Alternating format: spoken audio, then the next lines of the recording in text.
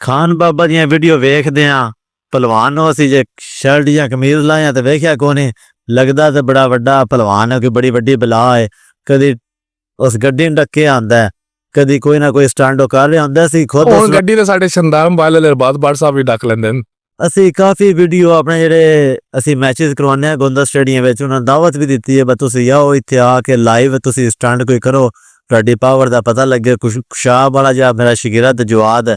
ਉਸ ਵੀ ਕਾਫੀ ਦਫਾ ਦਾਵਤ ਦਿੱਤੀ ਹੈ ਮੇਰੇ ਨਾਲ ਆ ਕੇ ਪੰਜਾ ਲਾਓ ਪਤਾ ਲੱਗੇ ਬਾ ਕਿਤਨੀ ਪਾਵਰ ਵਿੱਚ ਹੈ ਤੂੰ ਜਿਸ ਟਾਈਮ ਕੱਲਾ ਬੰਦਾ ਜਿਤਨਾ ਦਿਲ ਸ਼ੇਰ ਬਣਿਆ ਰਵੇ ਪਰ ਜਿਸ ਟਾਈਮ ਗਰਾਊਂਡ ਵੇ ਮੁਕਾਬਲੇ ਦਾ ਆਵੇ ਨਾ ਮੁਕਾਬਲੇ ਦੇ ਨਾਲ ਘੋੜੀਆਂ ਵਜਾਈਏ ਫਿਰ ਪਤਾ ਲੱਗਦਾ ਜਿਸ ਟਾਈਮ ਕਿਸੇ ਨਾਲ ਮੁਕਾਬਲਾ ਪਹਿਲਵਾਨ ਨਾਲ ਕਰੇਗਾ ਤੇ ਫਿਰ ਉਹਦਾ ਪਤਾ ਲੱਗੇਗਾ ਫਿਰ ਜਿਸ ਦਿਹਾੜੇ ਉਹਨੇ ਤੁਹਾਡੇ ਨਾਲ ਮੁਕਾਬਲਾ ਕਰ ਲਿਆ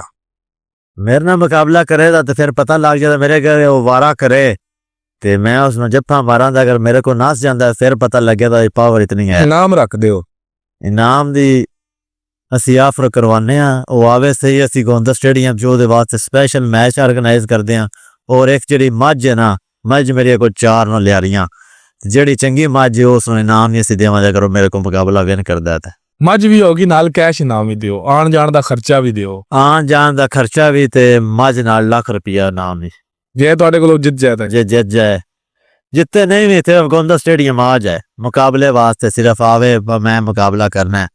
ਜਿੱਤੇ ਹਾਰੇ ਸਿਰਫ ਖੇਡੇ ਸਹੀ ਸਾਡੇ ਨਾਲ ਪਤਾ ਲੱਗੇ ਵਾ ਕਿਤਨਾ ਜ਼ੋਰ ਹੈ ਉਹਦਾ ਲੋ ਜੀ ਖਾਨ ਬਾਬਾ ਸਾਹਿਬ ਭਾਵੇਂ ਜਿੱਤੋ ਭਾਵੇਂ ਹਾਰੋ ਇੱਕ ਮੱਝ 1 ਲੱਖ ਰੁਪਇਆ ਆਣ ਜਾਣ ਦਾ ਖਰਚਾ ਗੋਂਦਲ ਸਾਹਿਬ ਦੇਣਗੇ ਗੋਂਦਲ ਸਟੇਡੀਅਮ ਆਉਣਾ ਜੇ ਬਿਲਕੁਲ